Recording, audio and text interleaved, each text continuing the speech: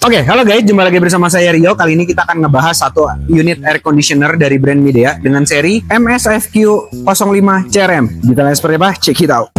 Feel bad decisions. Ain't nothing but the lifestyle, sweet baby. I ain't stopping now. The whole world gonna pay me.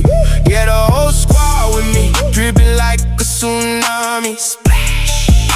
Pop, you looking frosty. Ain't nobody can stop me. No way. Foreign car whipping that's a whole. Oke, jadi unit air conditioner ini hadir dengan kapasitas 0,5 PK. Nah, itu setengah PK lah biasa orang nyebutnya. Punya beberapa varian dari 0,5, 3/4, 1 sampai 1,5 PK-nya. Tapi kalau untuk yang 2 PK-nya dia punya varian yang berbeda. Serinya juga beda gitu. Nah, jadi ini adalah seri Midea yang sistem kompresornya adalah yang konvensional. Dia juga punya yang inverter, udah pasti teknologinya lebih maju lagi dibandingin yang konvensional. Nah, tapi bayangin, untuk yang konvensional aja, dia itu bekerja, daya bekerjanya itu di 368 watt.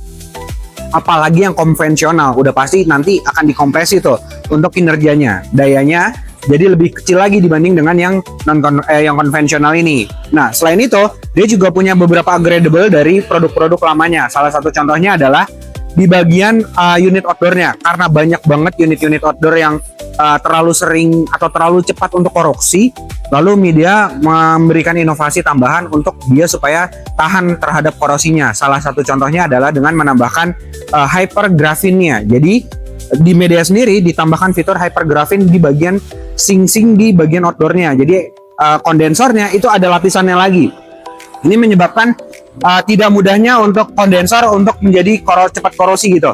Kan kalau misalnya cepat korosi, otomatis hawa yang dibuang, hawa panasnya yang dibuang itu jadi lebih sedikit dibanding yang sebelumnya. Nah, inilah mengapa Midea memberikan inovasi baru supaya gimana caranya produknya bisa lebih awet lagi gitu. Selain itu juga di bagian indoornya dia ditambahkan cuttingan. Nah, dibuat di indoornya kita buka dulu. Iya.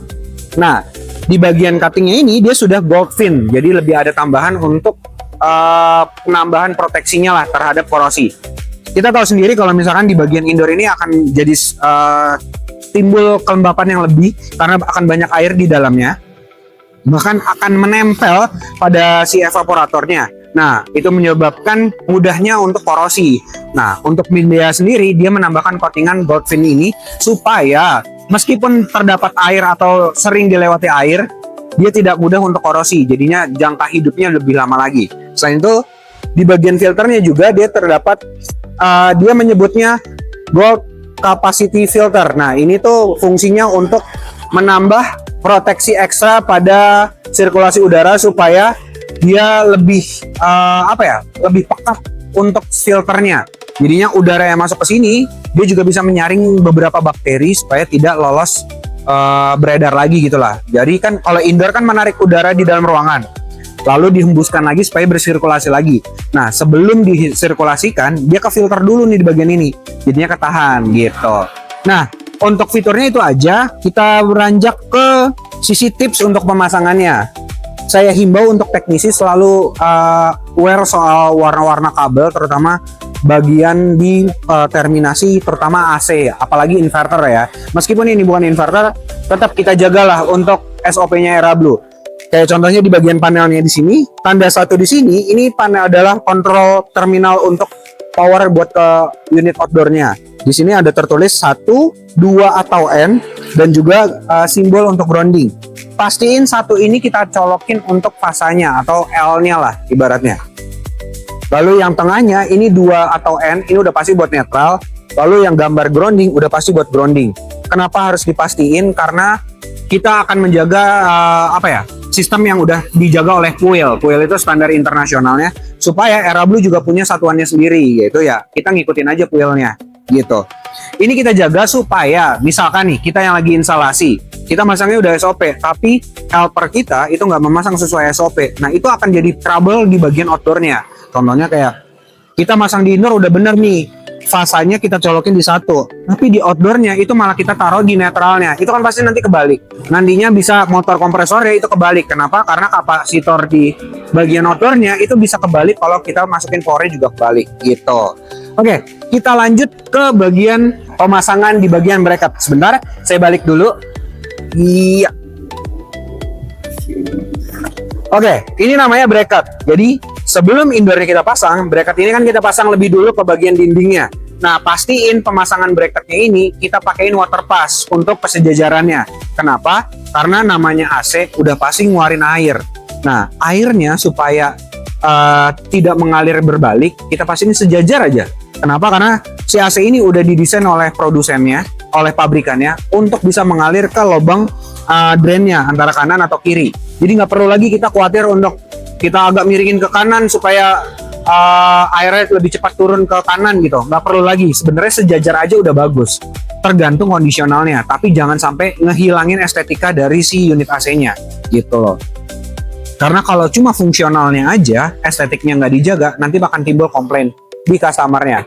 Nah, terus untuk tips berikutnya, untuk pastiin selalu memvakum saat instalasi. Kenapa? Karena banyak uap air yang terkandung itu menyebar, nggak harus lewat air di dalamnya. Jadi fisik kita ngelihat, mata kita tuh ngelihat itu nggak ada airnya. Tapi bukan berarti di dalamnya nggak ada uap air. Uap air itu sebenarnya nggak kelihatan. Jadi kenapa kita harus sedot tuh?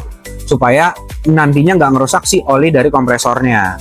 Nah, tips lagi nih tambahan, karena kita juga pengen ngejaga unit-unit perangkat-perangkatnya customer yang lainnya, kayak contohnya TV. Nah, kan sering banget tuh kita disuruh masang untuk di ruang tamu yang di bawahnya itu ada televisi. Nah, kita harus sarankan ke customer supaya jangan sampai customer tuh lupa gitu kalau unit AC itu menghasilkan air dan yang perlu dibuang.